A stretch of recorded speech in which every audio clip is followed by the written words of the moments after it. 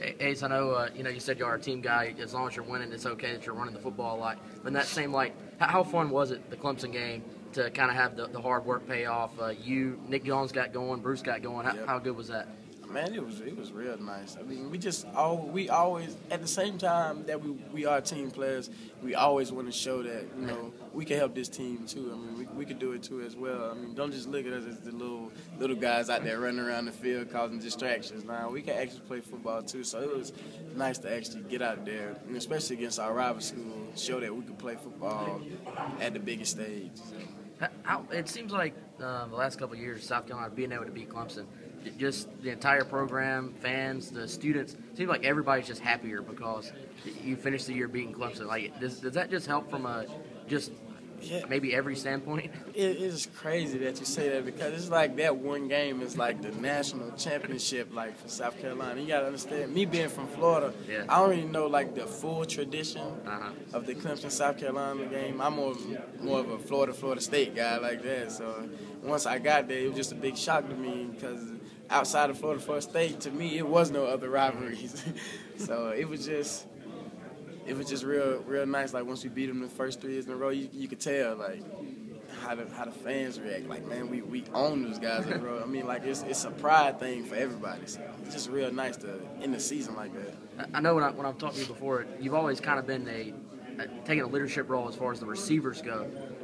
Do you feel like maybe you're making that transition junior to senior next year? You got guys like DJ moving on, some of your more known senior leaders. Do you have to take even a bigger role as far as ownership of the team next year, you think? Yeah, I feel like I do, because like you said, when we lose guys like DJ, that's our vocal captain. We need somebody else to step up and be vocal like he was, or Justice Cunningham. I mean, those 2 guys are vocal. The stuff that they do off the field, on the field, before the games, in the weight room, in the meeting rooms, all the stuff that they do, they're vocal, and that brings the team together too, because they have somebody to look to, you know what I'm saying, for some type of guidance. They always lead by example. So us losing them to somebody has to step up and be vocal.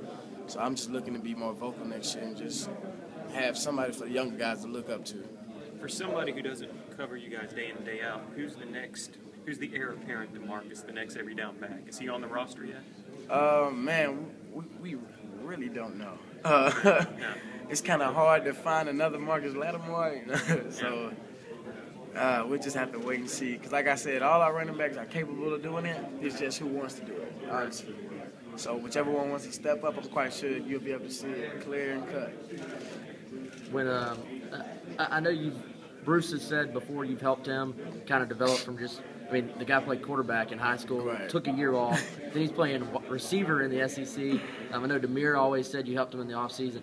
How much joy do you get from seeing, even if it's not, you see Bruce out there kind of halfway through the year, it seemed like Bruce it kind of clicked with him a little bit more. How much joy do you get from not just seeing yourself do well, but seeing your guys you've helped do well too, man? Man, it feels great, because I tell those guys all the time, man, I see the talent in y'all. I mean, y'all just got to believe in yourself that y'all can do it.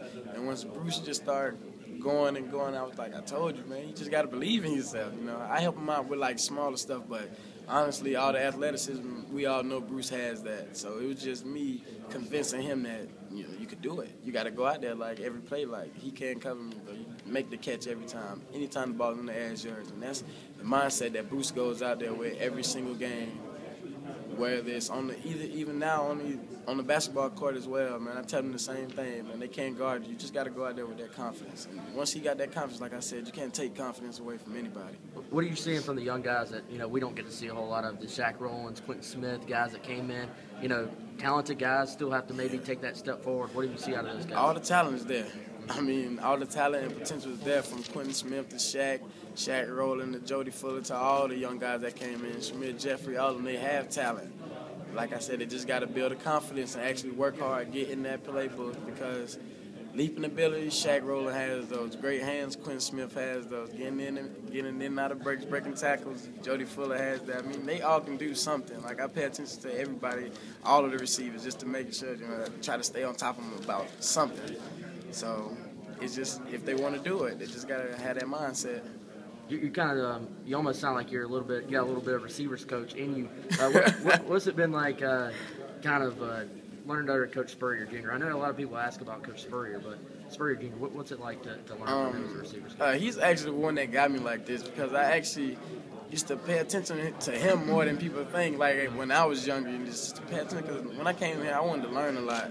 You know what I'm saying? Like, when I came in, I was kind of a hothead when he used to coach me up on a lot of stuff because I used to wonder, like, man, why is he always on me, like, for everything? But he sat down and he told me, you should be worried about it if I'm not on you. Yeah. If I'm not on you, that means I don't have any faith in you, no confidence in you. Like, ever since he told me that, like, that just pushed me to go hard. And then learning from under Alshon and the stuff that he did, I mean, that's who I looked up to when I was coming up, like Alshon. So all that just played back, and I just want to do the same thing for the people that's coming after me, just so they know what to expect when they get to that point in time in their careers.